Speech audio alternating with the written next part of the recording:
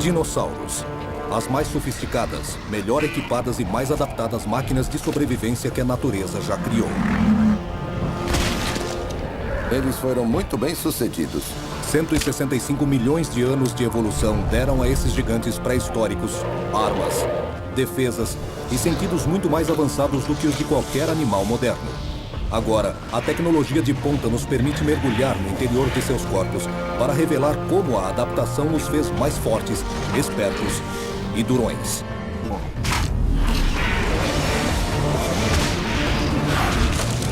A anatomia de um dinossauro. Gerações.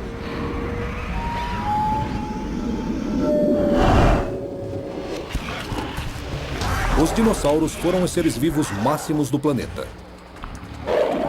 Eles sobreviveram por mais de 165 milhões de anos.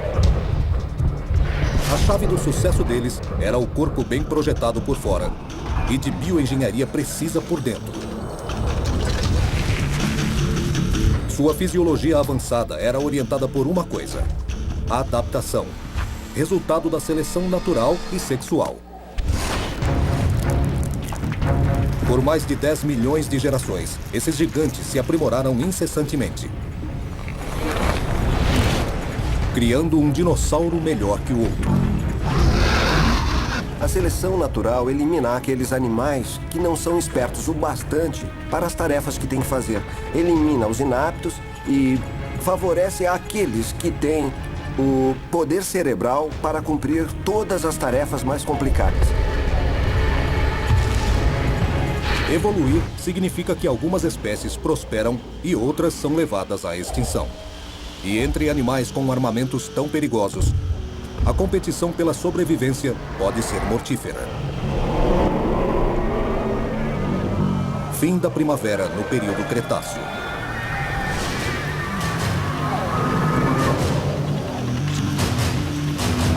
A adolescência era uma época crítica para os dinossauros que se preparavam para acasalar.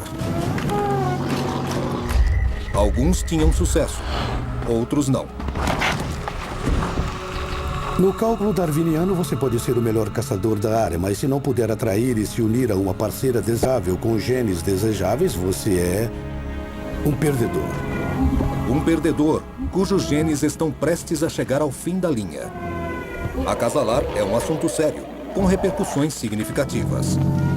O macho olhando para as fêmeas.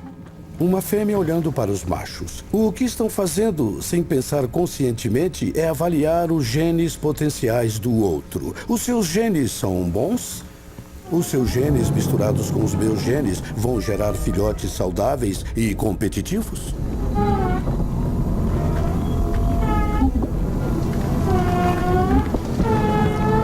Os dinossauros davam muitos sinais de que haviam alcançado a maturidade sexual. A crista de um parassaurófalo adolescente ficava completamente desenvolvida. Os chifres do Triceratops, que eram 2 toquinhos virados para trás, tornavam-se armas letais apontando para frente. E o Tiranossauro Rex começava a reivindicar um território próprio.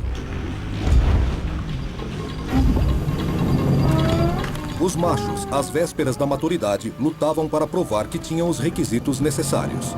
As fêmeas escolhiam cuidadosamente. Só os mais fortes, mais adaptados ou mais espertos serviriam. Mas quando se fala em reprodução, há uma coisa fundamental: a sincronia. A maior parte dos predadores de hoje só acasala no curto período do ano. Aliás, a maioria dos animais hoje acasala durante uns 2 dias, ou uma semana, ou 2.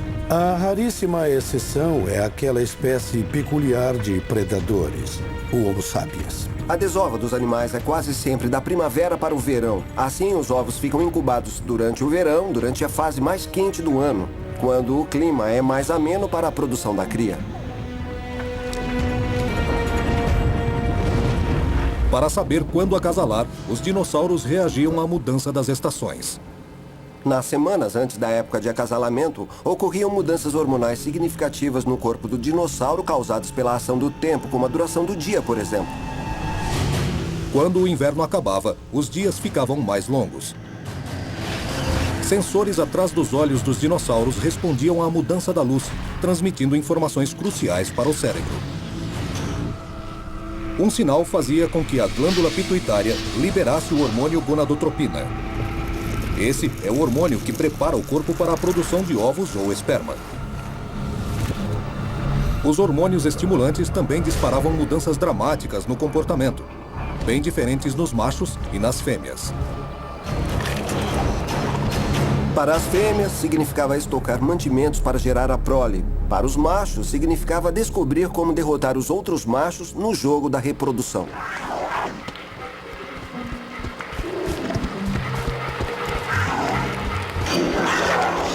Eles ficavam mais alertas, mais visuais, ficavam mais agressivos, mais brigões.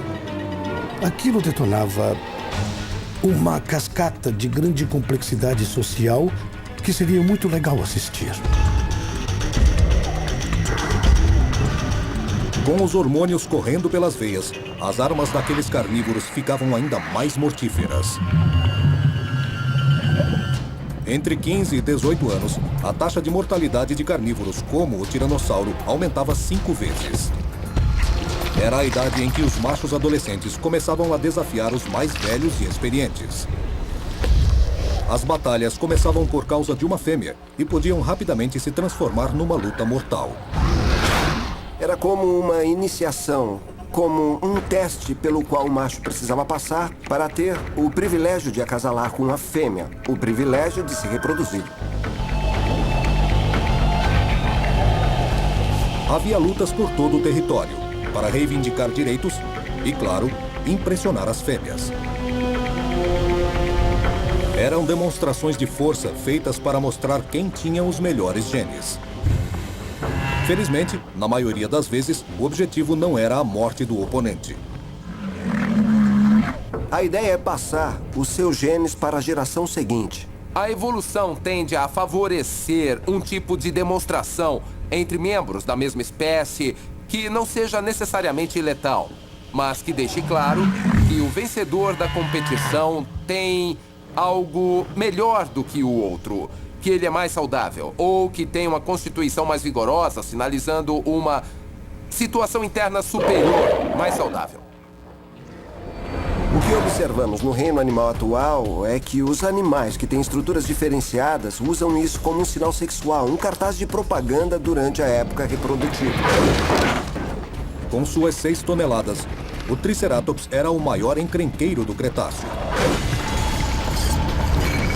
Para esse brigão, o herbívoro mais poderoso de todos os tempos, evolução significava mais força, resistência e agressividade. E eram exatamente esses traços que as fêmeas buscavam nos machos. O folho do Triceratops formava um escudo defensivo. Um folho grande era sinal de força e poder, mas trazia uma vantagem a mais. O folho pode ter evoluído como uma medida defensiva contra predadores, como um traço distintivo da espécie. Mas não há motivo para duvidar que tenha sido aproveitado no processo evolutivo como um atrativo sexual.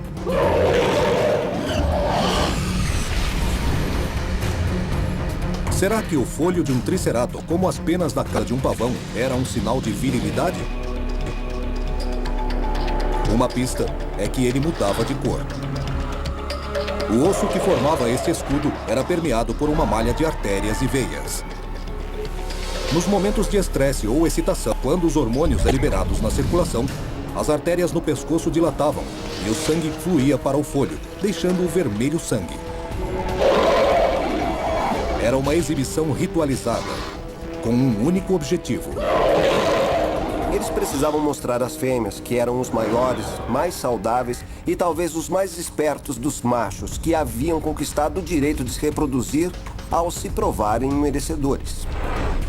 Conquistar o direito de se reproduzir significa conquistar o direito de impactar o futuro de sua espécie. Havia uma espécie de dança cuja coreografia eles aprendiam desde pequenos. Eles vinham e entrelaçavam os chifres e aí começavam a empurrar. E quando o macho encontrava o outro, podia-se esperar uma luta longa, prolongada. Não era só bufar, e eles bufavam muito, e raspar o chão. Mas um empurrava o outro. Era quase uma queda de braço usando seus chifres. Para machos com chifres de mais de 1 metro, 6 toneladas de músculos e um sólido escudo ósseo, competir por uma parceira era uma coisa arriscada. Mas para uma fêmea criar a próxima geração, teria de enfrentar trabalho pesado e encarar situações de vida ou morte. Então, um erro poderia gerar uma ninhada indefesa num mundo brutal, onde os filhotes não teriam chance.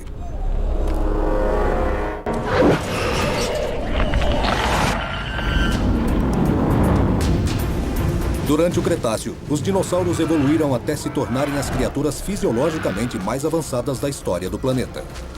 Um Sauroposeidon podia atingir até 18 metros de altura, despontando acima de seu território. O Quetzalcoatlus era um réptil voador do tamanho de uma girafa. E o Tiranossauro Rex era o carnívoro mais poderoso que já pisou sobre a face da Terra. Todos estes traços foram resultado da evolução, da adaptação ao longo de milhões de gerações. Mas a evolução é dura e implacável, especialmente para os machos. Tanto a seleção natural quanto a seleção sexual deixam os fracos e tímidos para trás. A maior parte dos machos provavelmente não conseguia acasalar. Então, se você era um macho, o problema era entrar para aquela pequena porcentagem que ia conseguir passar seus genes à próxima geração. A evolução não gosta de perdedores. Ela só funciona quando os melhores genes são transmitidos à próxima geração. É a lei da selva. E o vencedor leva tudo. O cálculo darwinista é esse. Se temos um grande grupo de fêmeas que você pode controlar sendo macho, então vai se arriscar e lutar contra outro macho. O prêmio é bom. Se vencer, 20, 30, 40 filhotes serão seus. A recompensa podia ser grande para um macho de sorte, mas acidentes fatais podiam acontecer, e aconteciam. Tentar mandar no bando podia acabar mal. Muito mal para um jovem macho. Fêmeas tinham suas próprias preocupações. Elas precisavam se preparar para trazer uma nova geração ao mundo. Uma nova geração que precisava ser um pouco melhor do que a anterior. Registros fósseis mostram que os dinossauros precisavam se preparar para acasalar bem cedo. O que encontramos em comum em todos os dinossauros é que eles começavam a se reproduzir quando ainda estavam crescendo. E isso nos revela como a vida era frágil naquela era.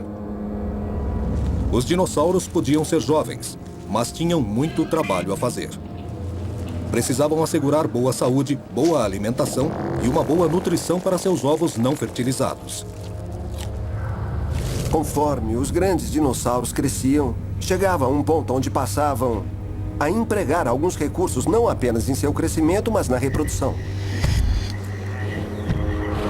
Tanto para um carnívoro quanto para um herbívoro, o segredo são as calorias. Para ser uma mãe bem-sucedida, as fêmeas precisavam de muitos nutrientes. Isto significava folhas novas e muito calóricas e brotos. Ou, se fosse carnívora, mais carne vermelha. Sem isso, nada de ovos. A fêmea precisava estocar recursos o tempo todo. Muitas proteínas, muitas gorduras, muito cálcio. Todos estes materiais precisavam ser armazenados no corpo para que ele estivesse pronto para começar a produzir ovos assim que ela acasalasse. As fêmeas tinham hormônios para estimular o fígado e enviar a gema para os ovários. Quando o ovo era fertilizado, a gema fornecia nutrição suficiente para manter vivo um embrião de dinossauro por até 3 meses. E a futura mamãe dinossauro também precisava de cálcio para formar a casca dos ovos. A casca de ovo do dinossauro era composta de carbonato de cálcio. Assim como os ovos das aves de hoje e os ovos de crocodilos têm estas cascas duras de carbonato de cálcio. E é essa casca que protege o embrião em desenvolvimento. Uma única fêmea de Sauroposeidon produzia de 300 a 500 ovos a cada temporada. Isso exigia muito cálcio, um mineral de baixa corrência nas plantas do Cretáceo. Então, como é que aquele Leviatã, uma criatura que precisava de quase 400 mil calorias por dia apenas para sobreviver, conseguia manter-se vivo e ainda obter nutrientes suficientes para se reproduzir? Ele precisava comer mais na primavera, quando a proteína nas plantas estava mais disponível e mais fácil de digerir. O cálcio não era muito abundante em muitas plantas, então era preciso comer muito. Precisavam focar em comida de alta qualidade, plantas de alta qualidade, flores, brotos, folhas jovens, para tentar conseguir estes minerais, estes nutrientes, para formar os bebês. Com o apetite voraz do Sauroposeidon, mínimas quantidades de cálcio iam se acumulando. Pouco a pouco, tudo era armazenado em seus ossos, especificamente no osso medular. O osso medular é uma formação muito especial que existe só nas fêmeas em idade reprodutiva e é gerada para armazenar cálcio para o carbonato de cálcio das cascas de ovos que elas vão produzir. O osso medular é uma massa esponjosa que se forma dentro dos ossos longos das pernas das aves. Ele não tem uma função estrutural. É um reservatório de cálcio e outros minerais utilizados na produção das cascas dos ovos. Uma vez armazenado no osso medular, o cálcio e os minerais podem ser facilmente disponibilizados e enviados para onde são necessários. Então era aí que começava o desenvolvimento. O desabrochar de algo que ia de uma única célula até um animal quase do tamanho de uma baleia. E precisava acontecer sem nenhuma falha. No Sauroposeidon, a evolução favoreceu mais uma coisa: a produção de um número enorme de ovos todos os anos. E cada um dos ovos exigia recursos. Depois de acasalar, a fêmea Sauroposeidon começava a gerar os ovos. E os ovos são caros. Precisavam de proteína, gordura e cálcio. Cálcio para os ovos do futuro embrião, cálcio para a casca dos ovos. Cada fêmea de Sauroposeidon botava centenas de ovos a cada temporada. Só que muitos ovos eram devorados antes de eclodir, e a maioria dos recém-nascidos era devorada por carnívoros famintos. O Tiranossauro Rex, por sua vez, evoluiu de maneira completamente diferente. Era um carnívoro poderoso, inteligente e bem equipado. E além de predador, era também carniceiro. Uma fêmea pronta para transmitir seus genes iria escolher um macho com uma boca enorme, uma mordida forte e dentes duros como o aço.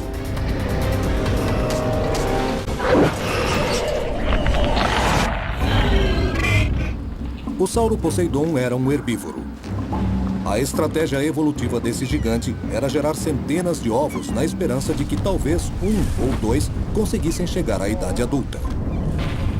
Para formar ovos e embriões, eles precisavam consumir milhares de calorias de plantas. O Tiranossauro Rex era um carnívoro. Para produzir ovos, ele também precisava de nutrientes, cálcio e proteína. Mas a fêmea não obtinha o cálcio mascando plantas, e sim triturando ossos. Ossos de herbívoros. O tiranossauro podia processar muito mais de sua presa, podia digerir mais, podia aproveitar até o tutano ou os nutrientes do tutano, podia até digerir um pouco do próprio osso. E existem provas de que o Tiranossauro Rex obtinha o cálcio direto dos ossos dos herbívoros. Temos fezes de tiranossauros, temos cropólitos, fezes fossilizadas de tiranossauros. E elas contêm partículas pulverizadas de ossos de dinossauros herbívoros. Então eles mascavam, trituravam a carne, os órgãos e os ossos e engoliam tudo aquilo. E os ossos saíam todos digeridos nas fezes dos Tiranossauros Rex. A fêmea de Tiranossauro Rex precisava armazenar o cálcio que estava consumindo. E como um Sauroposeidon, ela armazenava esse cálcio no osso medular. Manter-se forte era imperativo para uma fêmea acasalar, já que, em comparação com o macho, ela tinha bem menos oportunidades de acertar na reprodução. As fêmeas já nascem com uma certa quantidade de óvulos. Então elas têm um número específico do que eu chamo de passagens para a eternidade. Enquanto que os machos produzem milhões todos os dias, eles produzem mais esperma e as fêmeas só têm aqueles óvulos e precisam investir seu tempo e os recursos de seu corpo no desenvolvimento desses óvulos. A evolução também se preparou para esta diferença entre machos e fêmeas. Uma das coisas interessantes sobre dinossauros em geral, incluindo o tiranossauro, é que, se olharmos seu esqueleto, notamos que existe um tipo com ossos maiores que o do outro. Acontece que aqueles grandes, os mais imponentes, os mais assustadores de todos, eram as fêmeas. Para um Tiranossauro Rex fêmea, encontrar o parceiro certo para gerar uma ninhada saudável, para passar aquele traço que pode ser o diferencial decisivo à prole, não era fácil. Os Tiranossauros Rex viviam uma existência solitária. Poucos indivíduos vagavam por extensas áreas. Quanto maior o animal, menores as populações que aquele território, que aquele ecossistema consegue suportar. Então, sabe, entrar em contato, machos e fêmeas entrando em contato, pode ser uma ocorrência rara. Havia pouca competição direta entre machos. Para os tiranossauros machos, a maior questão era proteger seu território dos intrusos e encontrar cada fêmea em seus domínios. Eu acho que o sentido do olfato permitiria a um macho perceber uma fêmea fértil a muitos quilômetros de distância. Um tiranossauro foi um dos maiores e mais poderosos predadores que já andaram sobre duas pernas. Mas um macho à procura de uma fêmea devia ser cauteloso e se manter a uma certa distância até surgir o melhor momento. A coreografia da corte do Tiranossauro Rex deve ter sido interessante de assistir. Pense num macho desconhecido tentando ser aceito por uma fêmea.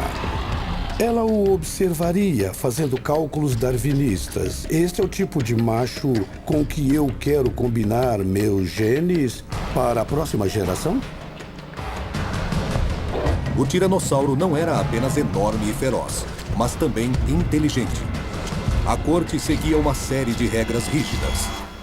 E a fêmea precisava receber os sinais certos do macho.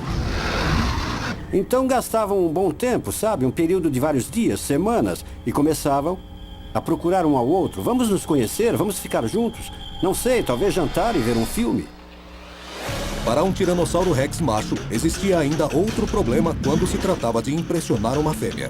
A fêmea do Tiranossauro Rex tinha um corpo bem semelhante ao do macho, mas era de 10 a 30% maior, o que significa mais forte, ou seja, que no corpo a corpo, a fêmea sempre ia levar a melhor. Um macho sozinho tentando atrair uma fêmea estava definitivamente correndo risco. Interpretar corretamente os sinais do sexo oposto podia ser a diferença entre a vida e a morte. Se pensarmos que os machos tinham, sabe, apenas 2/3 do peso de uma fêmea, do tamanho de uma fêmea, se houvesse qualquer desentendimento, a fêmea iria vencer. Esta diferença de tamanho ocorria na maior parte dos dinossauros, mas no caso dos Tiranossauros Rex, ela era extrema. O perigo é que se ele a irritasse pra valer, acabaria virando o almoço dela. Até para um macho que havia chegado tão longe, quase recebendo o grande prêmio pelo seu esforço, este último desafio podia ser fatal. Ali ele estava na zona de perigo, desafiando a morte. Se a fêmea o rejeitasse agora, ela podia fazer picadinho dele e esse seria seu fim em termos de cálculos darwinistas.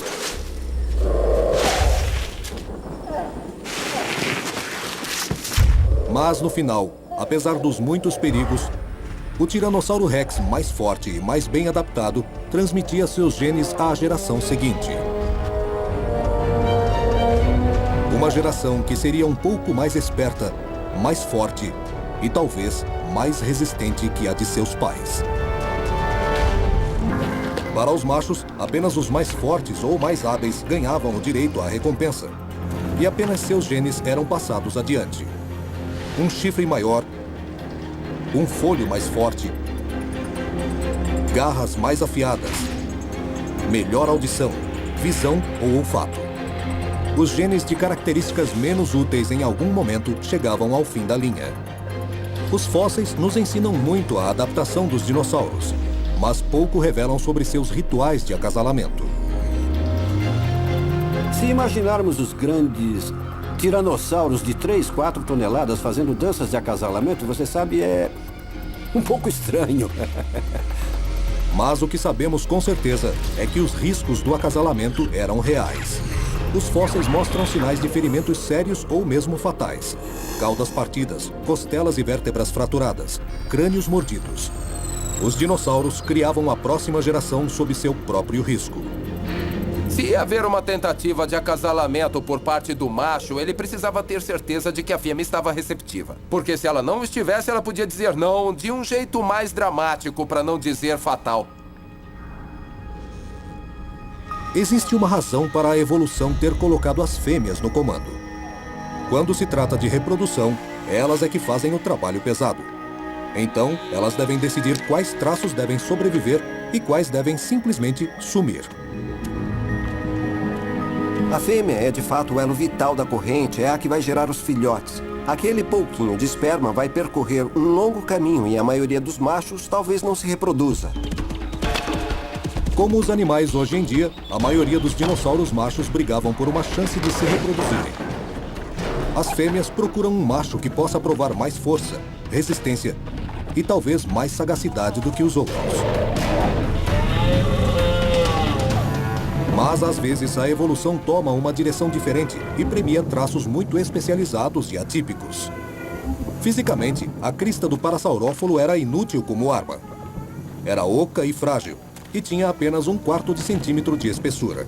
Mas como ferramenta de comunicação, era uma forma de defesa extraordinariamente eficaz, capaz de transmitir mensagens complexas alertando sobre perigo ou dificuldade.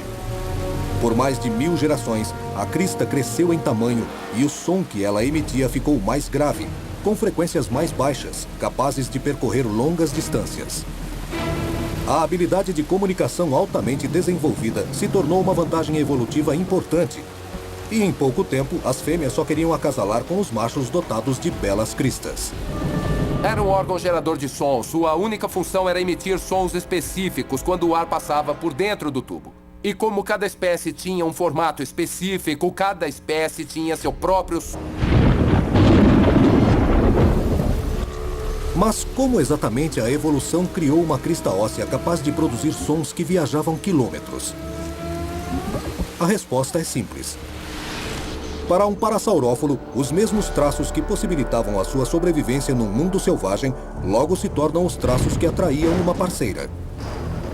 Para um macho saudável, um instrumento de comunicação era também a ferramenta perfeita para atrair o sexo oposto. Era uma estrutura semelhante a um trombone sobre a cabeça e era usada para produzir música durante a corte. Os machos chamavam durante o período de acasalamento, tentando seduzir diversas fêmeas. E as fêmeas desafiavam os machos a se colocarem à prova, porque o ponto central da corte é que os machos mentem e as fêmeas são céticas. Então as fêmeas céticas provocam os machos a mostrar cada vez mais provas e provas e provas, para persuadirem as fêmeas a acasalar. Isto se chama seleção sexual.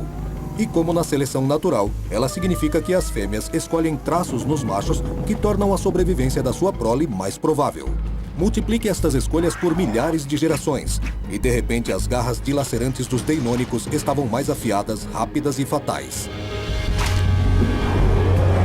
Os chifres dos triceratops estavam mais compridos e seu escudo mais resistente.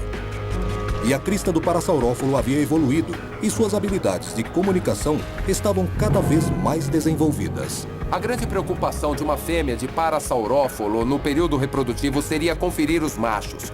Ou seja, procurar quais pareciam ser os mais saudáveis e, portanto, potencialmente melhores pais da próxima geração.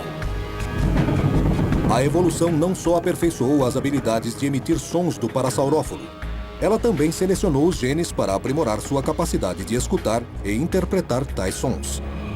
Vários parasaurófalos machos ficariam emitindo chamados muito altos, muito roucos, de um tipo muito especial.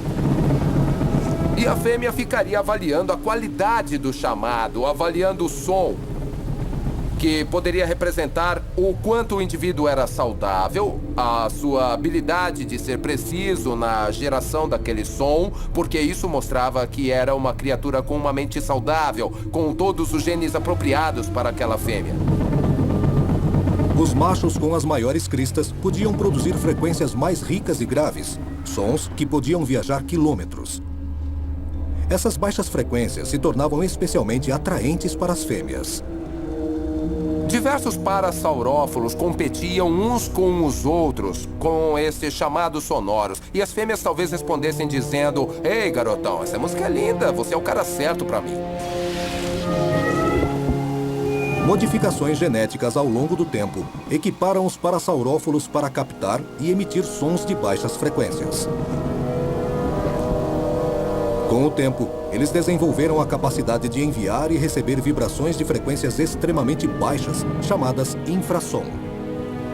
Parece que cada espécie tinha sua própria série de notas. Podia haver até 5 diferentes espécies de parasaurófilos vivendo no mesmo lugar. Então, num período reprodutivo, poderíamos ouvir 5 diferentes orquestras, 5 diferentes registros de sons de corte. E seria possível sentir o som com os pés, já que eles emitiam notas muito graves. Mas o parasaurófilo era a exceção, não a regra. Para a maioria das fêmeas do Cretáceo, encontrar um macho que fosse mais forte, mais sagaz e com mais armas de ataque e defesa que os outros era crucial. Mas não era só isso. Para um Tiranossauro Rex macho, sobreviver até a idade adulta era um sinal de que ele teve uma boa criação. Sem dúvida, também havia desenvolvido boas habilidades de caça. E provavelmente até aprendido a se agachar quando era filhote para fugir de um Quetzalcoatlus. Em outras palavras, ele não teria chegado tão longe sem bons genes para transmitir. Mas evolução não dependia só de acasalamento. Também precisava garantir que aqueles valiosos ovos realmente eclodissem e que os filhotes crescessem.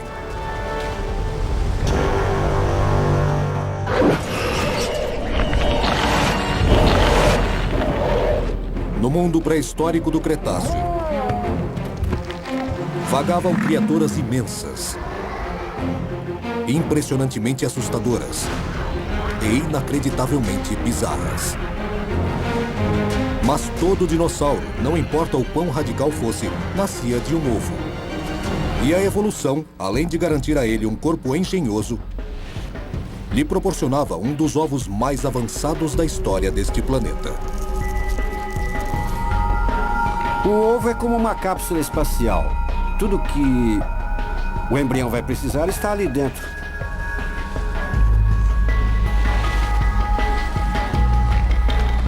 E a evolução cuidou de mais uma coisa. A casca de um ovo de dinossauro era como um capacete de motociclista, capaz de suportar fortes impactos.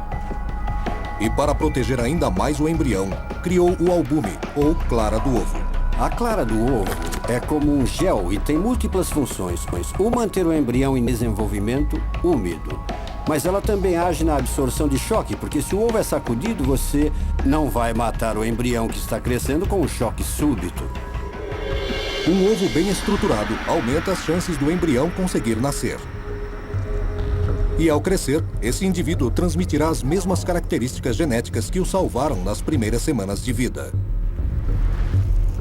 Dentro de sua pequena casa, uma única célula fertilizada se dividia rapidamente. As novas células se tornavam uma miríade de tecidos que iriam criar os ossos, a pele, os nervos e os órgãos.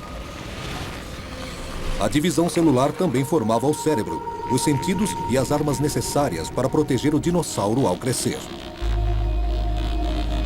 Na fase embrionária, diferenças genéticas mínimas, mudanças que podem afetar um traço em 1 bilhão, faziam a diferença entre um filhote que iria sobreviver e um que seria engolido, pisoteado ou mesmo que morreria de fome.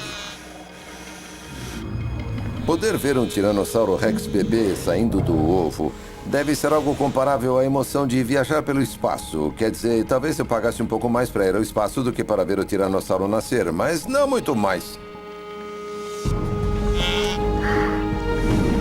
A era dos dinossauros foi uma era de biodiversidade sofisticada.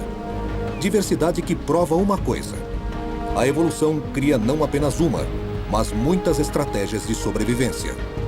Mas para uma criatura, a estratégia criada parece cruel. Ao longo da vida, uma fêmea de Sauroposeidon produzia milhares de ovos, mas só 2 ou 3 filhotes sobreviviam até a idade adulta. Isso quer dizer que muitos, quase todos os filhotes seriam mortos e comidos pelos predadores. Perder praticamente todos os seus filhotes para os carnívoros pode parecer um pesadelo evolutivo. Mas, na verdade, é o oposto. Aquele sobrevivente, 1 em 3.000, podia carregar a característica distintiva que lhe dava a habilidade de fugir rapidamente enquanto seus irmãos eram devorados. Ou podia ter herdado uma combinação genética que permitisse que ele crescesse mais forte, maior e talvez um pouco mais veloz. O Sauro Poseidon provavelmente cavava seu ninho fazendo um buraco com a pata traseira, agachava, botava alguns ovos, talvez 5 ou 6, talvez uma dúzia, cobria o ninho e saía andando, esquecendo-se dele. Por meses, os ovos do Sauro Poseidon ficavam abandonados à própria sorte, aquecidos e protegidos apenas por terra e folhas em decomposição. Os ninhos eram campos de extermínio. Acredito que muitos ninhos de Sauro Poseidon eram destruídos pelos predadores antes que os bebês pudessem eclodir. E mesmo com tantas adversidades, os Sauros Poseidons prosperaram por mais de 15 milhões de anos. Eles são uma história de sucesso evolutivo. Mas alguns cientistas acreditam que eles poderiam ter ido mais longe ainda. Se eu fosse projetar um Super Sauro Poseidon, daria a ele um cérebro maior porque o investimento seria insignificante. Estamos falando de alguns quilos a mais no animal de 40 ou 50 toneladas, mas se fosse mais inteligente, ele cuidaria mais dos filhotes. Os bebês seriam mais espertos e ele gastaria menos recursos na reprodução e mais recursos no crescimento. Crescer mais quando já se pesa 50 toneladas parece impossível, mas não é. Se eu quisesse criar um Sauro Poseidon de 200 toneladas, colocaria mais 3 quilos de cérebro. Nenhum animal terrestre jamais atingiu 200 toneladas, mas a evolução manteve os dinossauros vivos por 165 milhões de anos. Eles se adaptaram a um mundo de tremendas mudanças geológicas e extremas temperaturas globais. Um mundo onde quase nada permanecia igual. Mas então, uma catástrofe veio do céu. Um meteorito que atingiu a Terra.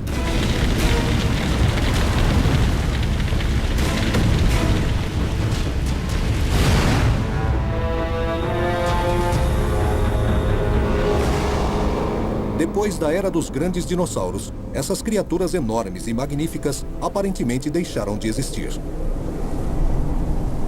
Mas as coisas não são sempre o que aparentam. Talvez os dinossauros ainda estejam aqui. Talvez estejam à nossa volta. As pistas estão por toda parte. Um Sauro Poseidon podia erguer sua cabeça maciça a mais de 18 metros de altura.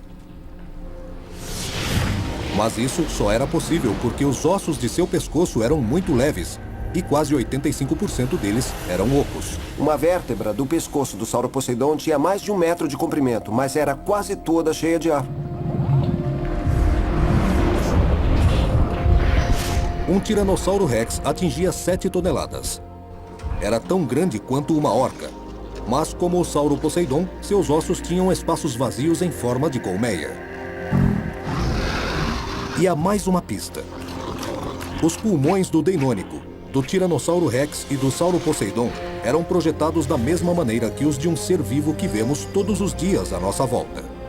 Se olhamos para o sistema respiratório, não se parece com um dos mamíferos. É como o de algo muito menor, muito mais delicado, como o das aves. Graciosas, flutuando na brisa, elas estão entre as criaturas mais bem adaptadas e mais comuns a habitarem a Terra. As aves, quase certamente, descendem dos grandes dinossauros. Todos sabem que as aves têm ossos ocos. Muitas pessoas pensam que é uma adaptação para o voo, mas nem todo mundo percebe que as aves herdaram os ossos ocos cheios de ar de seus ancestrais, os dinossauros. No mundo todo, as aves, como os dinossauros, vivem em praticamente qualquer nicho, qualquer ambiente. Na floresta tropical, nas montanhas e no litoral. O avestruz, com 2,75 metros de altura e 136 quilos, é a maior ave atual. Pode parecer pouco em comparação com o Tiranossauro Rex ou com o Sauro Poseidon. Mas o design biológico que dá às aves a habilidade de se erguerem no ar, de manobrar no voo e se reproduzirem, era claramente encontrado nos dinossauros. São traços genéticos que permitiram aos dinossauros crescerem como gigantes ou sobreviverem num mundo de assassinos brutais. Características adquiridas em 165 milhões de anos de evolução e que não iriam simplesmente desaparecer. As ferramentas que já serviram tão bem aos dinossauros se adaptaram para exercer novas funções nas aves modernas. Os dinossauros tinham ossos ocos para crescer muito. As aves os usam para reduzir o peso. Os dinossauros usavam os sacos aéreos para movimentar e manter erguidos seus imensos pescoços. As aves usam os sacos aéreos para se manterem no ar por longos períodos. De muitas maneiras, a única diferença entre dinossauros e pássaros está na escala. E há evidências de que muitos dinossauros terrestres tinham quase tudo o que é preciso para voar. Os braços e mãos do Deinônico funcionavam de maneira muito parecida com as asas de um pássaro. Para o Deinônico, esse movimento em alta velocidade possibilitava que a garra cravasse fundo na carne da vítima. Numa ave, o mesmo osso permite às asas baterem com a mesma velocidade, o que é a chave para o voo. Os braços do Deinônico eram especializados e parecidos com os das aves modernas. Como uma ave moderna, eles tinham a habilidade de dobrar os braços para o lado como se fossem asas. É a mesma habilidade que permite às aves voarem hoje. As asas de um pássaro em voo são um exemplo vivo das garras do Deinônico em ação. Olhe para uma ave na natureza, movendo as asas para trás e para frente. O padrão das articulações, o ângulo das articulações nas asas das aves é muito parecido com o padrão que vemos no Deinônico. E há uma última pista. Uma pista que conecta quase definitivamente aves e dinossauros. E é o que você menos esperaria. É o que os cientistas chamam de fúrcula, e nós de osso da sorte. Hoje, o osso da sorte só existe nas aves, mas praticamente todos os dinossauros carnívoros ferozes tinham também. Enfim, a evidência aponta para uma única conclusão.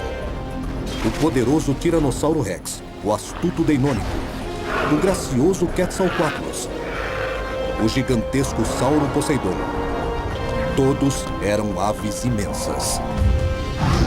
Então, da próxima vez que você estiver à mesa, prestes a fatiar o peru de Natal, imagine o que o tataravô dessa ave teria feito com você.